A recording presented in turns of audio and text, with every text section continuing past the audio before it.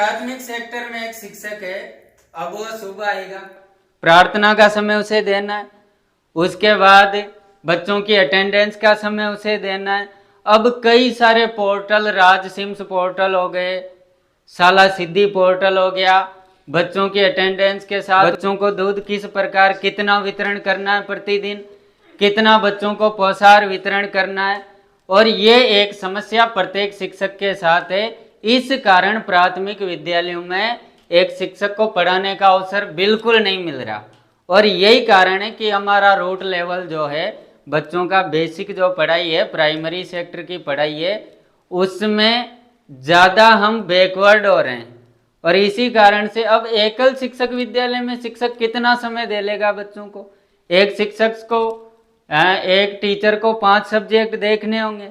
अब 5 सब्जेक्ट के साथ पूरे विद्यालय का भार उस पर, ऑनलाइन जितने भी कार्य हैं उसका भार उस पर, अलग अलग प्रभार की जिम्मेदारी एक शिक्षक पर।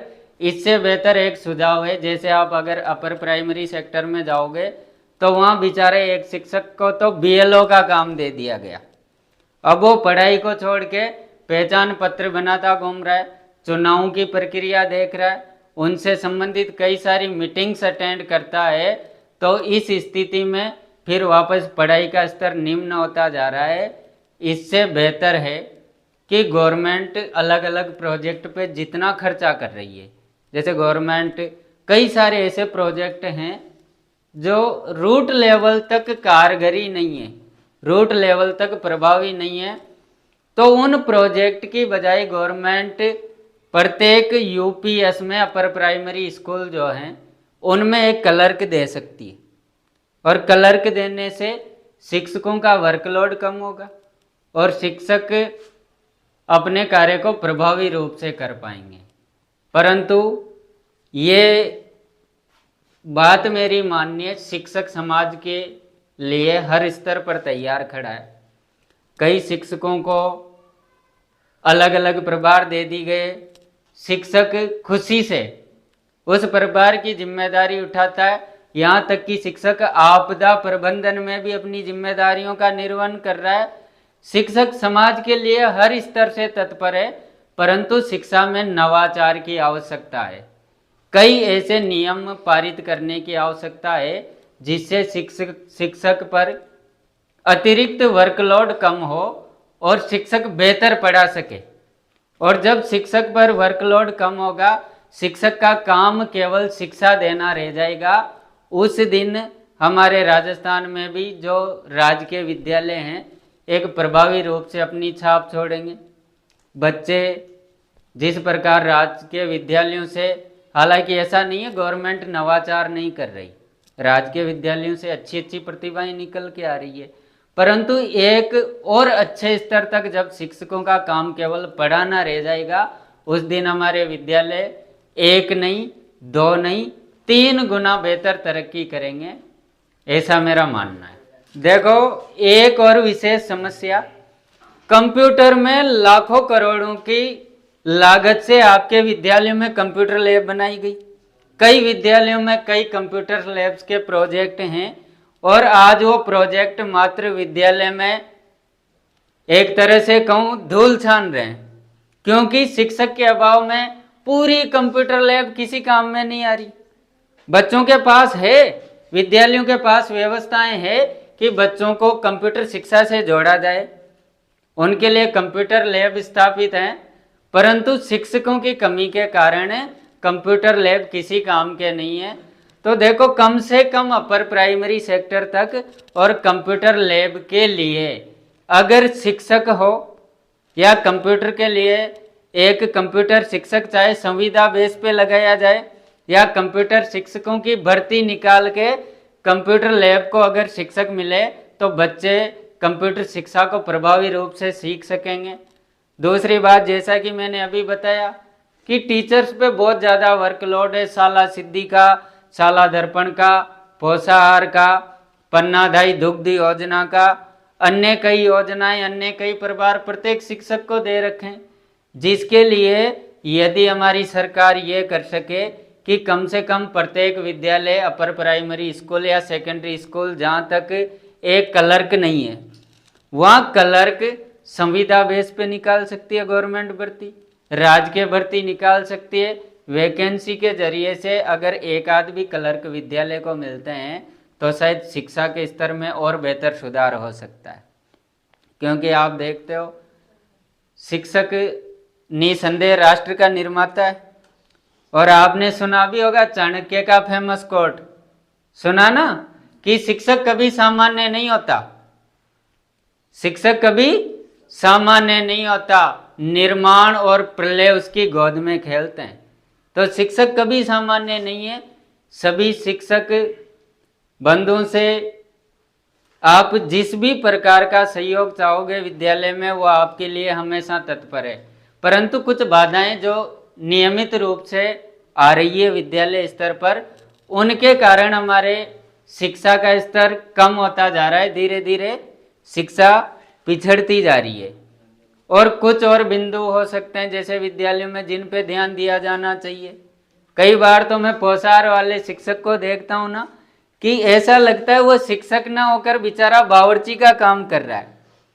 नमक प्याज मिर्च तोल तोल के ला रहा है, कितनी मात्रा कितने अनुपात में कितना पोषाहार देना है। और जब पोषाहार भी दे दिया उसके बाद शिक्षक को एक राजस्थान सिम्स करके पोर्टल है जिस पे प्रतिदिन कितना पोषाहार बना, कितने बच्चों ने पोषाहार खाया, कितनी मात्रा में उसमें क्या सामग्री डाली गई, इन सभी का विवरण भी एक शिक्षक को ही देना होता है। अब बताओ जब शिक्षक सुबह से आके पोषाहार की तैयारी में लगेगा, कितनी सामग्री देनी है उस तैयारी में लगेगा।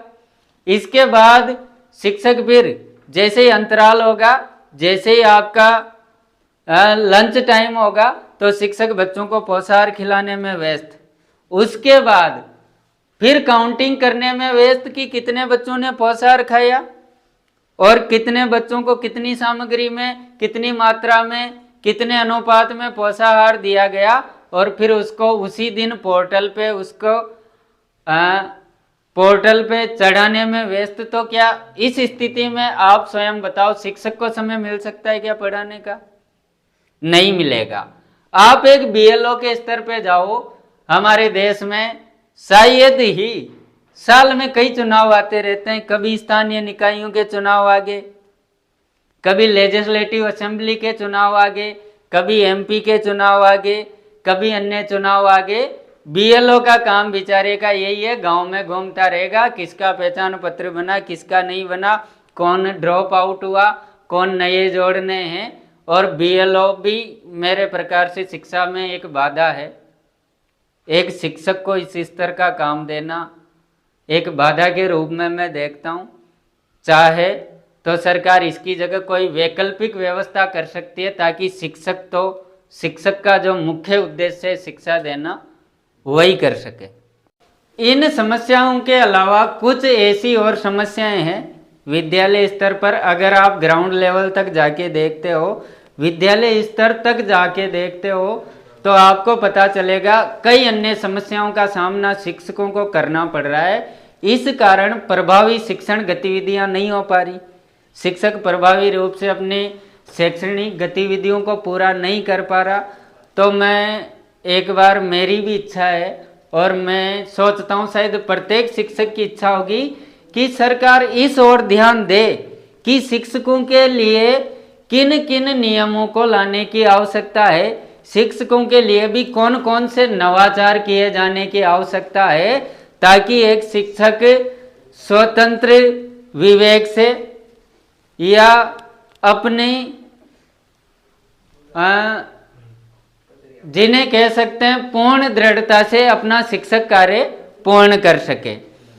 तो उस स्तर तक जाकर भी शिक्षकों के प्रति देखने की आवश्यकता है। क्योंकि जहाँ तक अपन देखते हैं नए नए आयोग बनते आ रहे हैं शिक्षा के स्तर पर। पहले मुदालियर आयोग बना, कोठारी आयोग बना, है ना, नवीनतम शिक्षा नीति आई। परंतु जैसे एक काम अच्छा हुआ कि पहले शिक्षक की पोलियो कार्यक्रम में शिक्षकों की ड्यूटी लगाई जाती थी, वो अब पोलियो में शिक्षकों की ड्यूटी नहीं लगाई जाती। परंतु कई सारे ऐसे सेक्टर हैं जहां शिक्षा के अलावा शिक्षकों को कार्यभार दे दिया जाता है। तो इस ओर भी देखने की आवश्यकता है।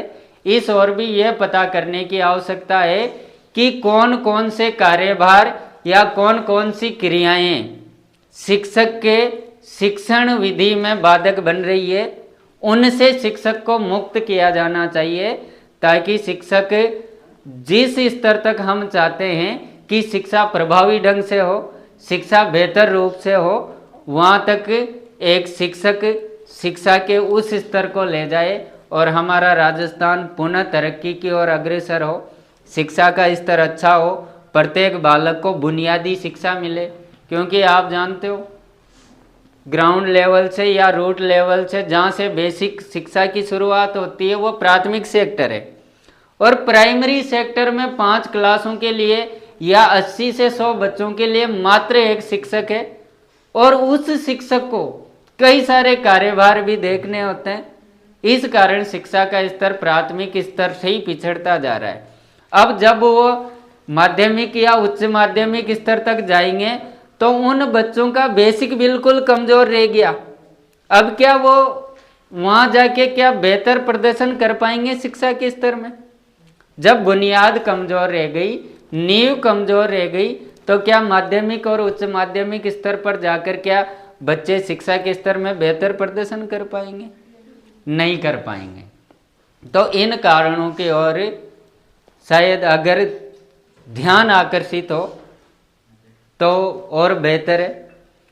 और मेरे हिसाब से देखो, शिक्षक होना सौभाग्य है, शिक्षक होना सौभाग्य है, परंतु बच्चों के दिल में, विद्यार्थियों के दिल में अपनी जगह बना लेना वो परम सौभाग्य है।